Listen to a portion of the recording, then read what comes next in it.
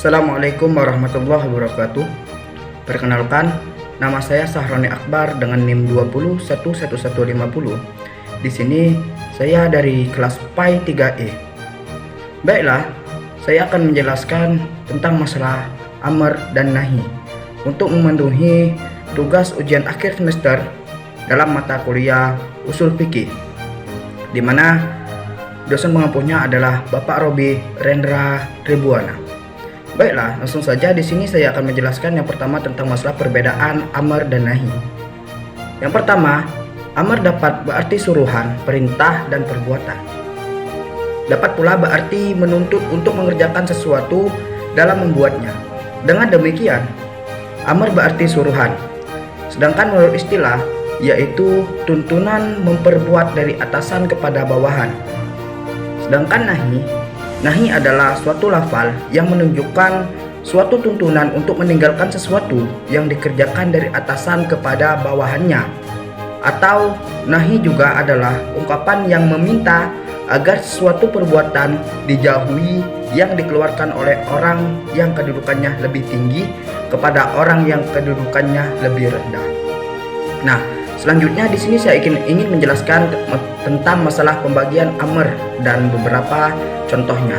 Yang pertama, amr itu menunjukkan wajib kecuali ada hal atau petunjuk yang membatalkannya. Menurut para pendapat jumhur, apabila amr tidak disertai dengan petunjuk atau penjelasan yang memberinya makna kekhususan, maka itu berfaedah wajib. Nah, adapun contoh asal amr ini wajib di dalam surah An-Nur ayat 56 yang berbunyi, yaitu dan laksanakanlah sholat, tunaikanlah zakat, dan taatlah kepada Rasul Muhammad agar kamu diberi rahmat. Nah, yang kedua adapun contohnya yaitu ataupun pembagian dari amr, yaitu amr atas sesuatu mengharuskan larangan atas kebalikannya, karena tidak mungkin menjalankan perintah dengan sempurna kecuali dengan meninggalkan lawannya. Ulama sepakat perintah untuk melakukan sesuatu memang menyatakan larangan itu untuk melakukan yang sebaliknya. Adapun contoh yang kedua ini yaitu ketika Allah memerintahkan untuk mengesahkannya, yaitu sholat, zakat, puasa, haji, dan yang lain, maka Allah secara otomatis melarang adanya syirik, meninggalkan sholat, tidak zakat, dan lain-lainnya. Yang ketiga, contoh daripada amr ataupun bagian dari amr yaitu amr itu mengharuskan dikerjakannya segera kecuali ada petunjuk. Adapun contohnya yaitu dibatasi waktu menunaikan seperti sholat fardu, maka pelaksanaannya bisa diundur sampai batas waktu akhir yang ditentukan. Tetapi hilang kewajiban itu setelah waktunya habis.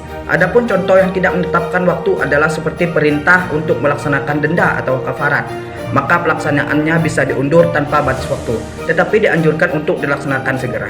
Yang keempat, pembagian dari amr yaitu tuntunan amr yang dihubungkan dengan syarat atau sifat yang mengandung anti secara berulang.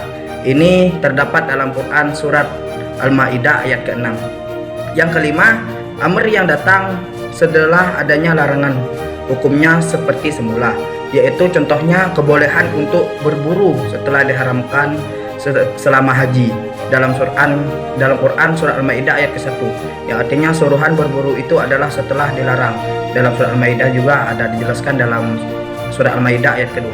Yang keenam, yaitu amr yang terdapat dalam pertanyaan ataupun yang boleh, maka hukumnya boleh ataupun mubah. Yang ketujuh, perintah itu tergantung pada nama, apakah hal itu adalah menuntut pada peringkasnya. Yang terakhir, yang kedelapan, amr dengan bentuk yang berbeda, maka boleh memilih pada dasarnya lapas amr menuntut suatu perbuatan tertentu untuk dilaksanakan. Namun ada pula lapas amr yang menuntut untuk melakukan salah satu di antara beberapa alternatif perbuatan yang disebut dalam nas. Yang dimaksud amr seperti itu disebut muqayyar ataupun dalam bentuk pilihan. Yang terakhir, adapun pembagian dari amr yang kesembilan yaitu amr yang ada dalam Al-Quran bisa diarahkan kepada orang yang tidak masuk di dalamnya. Nah, itu terkait dalam amr. Yang kesembilan tadi contohnya dalam surah An-Nisa ayat 47, ayat ini dimaksudkan fa'ilnya adalah ahli kitab, untuk beriman kepada kitab yang telah diturunkan Allah. Tetapi amr yang ada tidak hanya untuk ahli kitab saja, tetapi orang yang sudah beriman terkena amr itu, yaitu agar beriman pada kitab yang telah diturunkan oleh Allah Subhanahu wa taala. Nah, selanjutnya pembagian nahi. Ya, di sini pembagian nahi contohnya Abdul Karim Syekh Rektursi, makna dan metode penerapan amr dan nahi berdasarkan Al-Quran Vol 2 nomor 20 Juli Desember 2018. Di sini nahi menurut adanya tahrim, disegerakan dan terus-menerus selamanya. Ini ada di dalam Quran surat Al-An'am ayat 151 yang berbunyi, ayat ini menunjukkan bahwa haram memakan riba, harus dijauhi dengan segera dan berlaku selamanya sampai kapanpun. Yang kedua, pembagiannya nahi atas suatu yang tidak dapat dihindari, mengandung dilalah atas nahi yang diharuskan dalam proses awal. Contohnya dalam memakai larangannya dengan kata-kata ataupun jangan mendekati.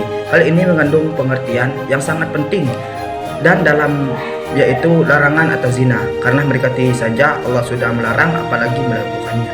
Yang ketiga, pembagian dari nahi yaitu hadirnya nahi atas insya dengan bentuk khobar, itu lebih mendalam daripada dengan bentuk insya itu sendiri. Contohnya ketika ada pernyataan yang mengandung insya tapi dengan bentuk khobar, maka syar'i menginginkan agar segera dilakukan, baik itu mengenai perintah atau larangan. Datangnya nahi dengan bentuk khobar. Yang terakhir yaitu pembagian daripada nahi, dan contohnya nahi itu menunjukkan kerusakan atau fasad. Contohnya bahwa adanya keputusan, adanya nahi itu karena adanya fasad, baik dalam hal ibadah, muamalah, akad ataupun yang lainnya. Dan secara tegas Allah mengharamkan hal-hal yang sudah dilarangnya, karena Allah sendiri tidak menyukai akan kerusakan.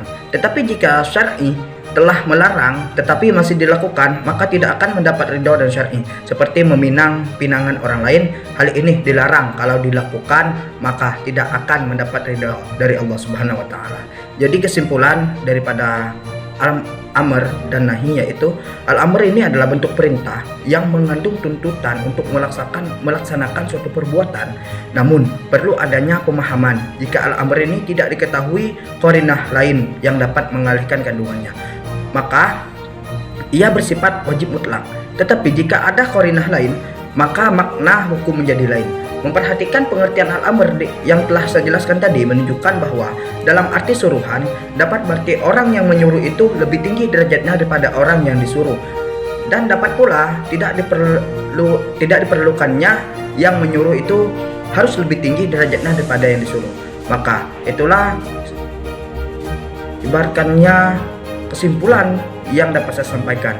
Baiklah, mungkin hanya ini yang dapat saya sampaikan. Saya Sahroni Akbar dengan NIM 201150. Mohon maaf jika ada salah kata, dan kepada Allah saya mohon ampun.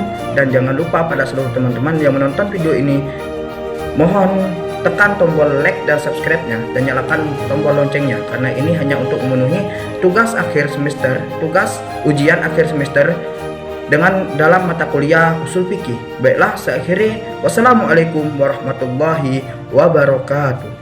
Terima kasih banyak.